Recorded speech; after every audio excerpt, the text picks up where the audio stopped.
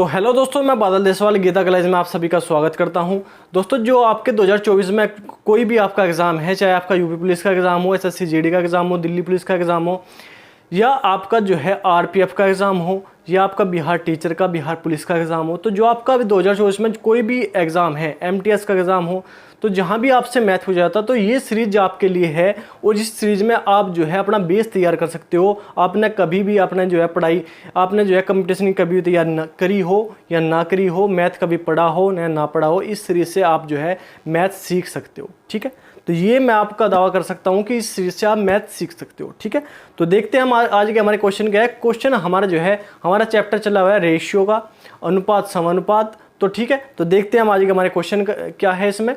तो हमारे दो क्लास हो चुकी है, आज तीसरी क्लास है। तो क्वेश्चन नंबर 6 हम देखेंगे क्या है। बहुत ही इंपॉर्टेंट और बेसिक तरीके से हम जो है इसमें चल रहे हैं, आपको समझ में जरूर होगा। ठीक है, यदि a/b बराबर b/4, a/3 बराबर b/4 बराबर c/7, तो a+b+c/c बराबर होगा। तो देखो, जहां भी हमें इस तरह क्वेश्चन दिया गया और बटे में दिया गया a/3 है बराबर b/4 है बराबर c/7 है, तो यहाँ पे हमारा a का मान क्या हो जाएगा, a बराबर 3 हो जाएगा, b बराबर 4 हो जाएगा, c बराबर 7 हो जाएगा। ठीक है, तो सिंपल क्या करना, इसमें मान रख देना है। तो क्या हो जाएगा, 3 + 4 + 7 बटे c का मान क्या है 7, तो क्या आ जाएगा 14/7 बराबर क्या आ जाएगा, ये आ गया हमारा 2। तो 2 हमारा बिल्कुल सिंपल क्वेश्चन था। अगर हमें पता है कि इसका मान हमें कैसे निकालना है, तो हम जो है बिल्कुल चुटकियों का सवाल है, आराम से निकाल लेंगे। ठीक है, तो आपको ये सब बात पता होनी चाहिए। ठीक है, उसके बाद क्वेश्चन नंबर 7 है हमारा, 3a बराबर 3b, 2a बराबर 3b बराबर 4c, तब a/b/c का मान क्या होगा। ठीक है, तो 2a बराबर 3b बराबर 4c, तो 4, 3 और 7 का एलसीएम कितना होगा, इनका एलसीएम आ जाएगा, लैसे आ जाएगा 12। ठीक है, 12, तो 2 × 12 6a, 2 × 12 6 अनुपात 3 × 12 4 अनुपात 4 × 12 3। ठीक है, तो ये आ गया हमारा क्या, इसे जो हमने एलसीएम लिया था इसे छोड़ दो, ये हमारा अनुपात क्या आ जाएगा, ये हमारा आ गया a/b/c का अनुपात क्या आ जाएगा, 6:4:3। तो कैसे करना, इनका जो है, जो हमें संख्या दी गई है इनके साथ, उनका लैसे लेना है, एलसीएम लेना है। एलसीएम लेने के बाद जो हमें 2 × 12 6 बार कटेगा, 3 × 12 4 बार कटेगा, 4 × 12 3 बार कटेगा। तो ये हमारा जो अनुपात आया, ये किसका आया, a/b/c का अनुपात आया, और यही हमें जो है निकालना था।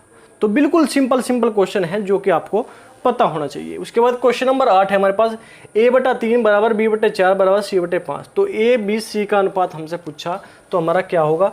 तो सिंपल मैंने आपको क्वेश्चन नंबर 1 में बताया था कि a/b/c, अगर जहाँ भी हमें बराबर दिया गया और बट्टे में दिया गया, तो इसका अनुपात हमारे में से क्या होगा, ये जो उनकी a के नीचे जो संख्या लिखा है उसका अनुपात, b के नीचे जो संख्या लिखी है उसका अनुपात, c का नीचे जो संख्या लिखी गई है वो c का अनुपात, तो क्या आ जाएगा 3:4:5 हमारा जो है इसका अनुपात हो जाएगा। बिल्कुल सिंपल जो है हमारे क्वेश्चन है, बिल्कुल बेसिक तरीके से मैं आपको जो है बताने की कोशिश कर रहा हूँ। ठीक है, उसके बाद क्वेश्चन नंबर 9 है हमारा, 2:3 6:11 और 11:2 का मिश्र अनुपात जहाँ भी आ जाए, तो वहाँ पे क्या करना है हमें। देखो, तो मिश्र अनुपात में क्या है, इसकी गुणा पहली संख्या की गुणा पहली संख्या में, और पहली संख्या की गुणा पहली संख्या, अब दूसरी संख्या की दूसरी संख्या में गुणा, और दूसरी संख्या की दूसरी संख्या में गुणा, मतलब 2 × 6 × 11 अनुपात 3 × 11 × 2।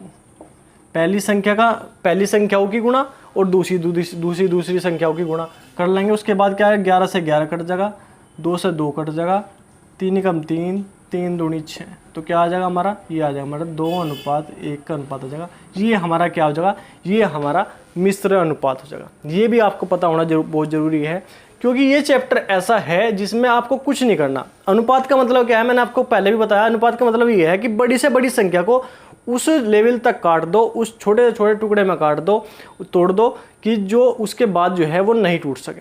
ठीक है, वही अनुपात है। तो ये थे आज के क्वेश्चन इंपॉर्टेंट है, क्योंकि ये तरीका, ये बात आपको पता होनी चाहिए कोई भी क्वेश्चन करने से पहले।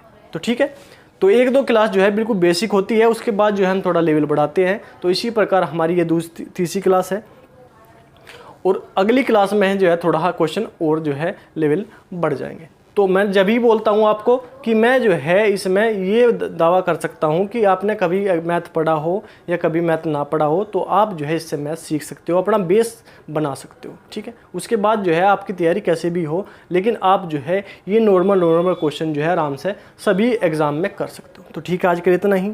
धन्यवाद। जय हिंद।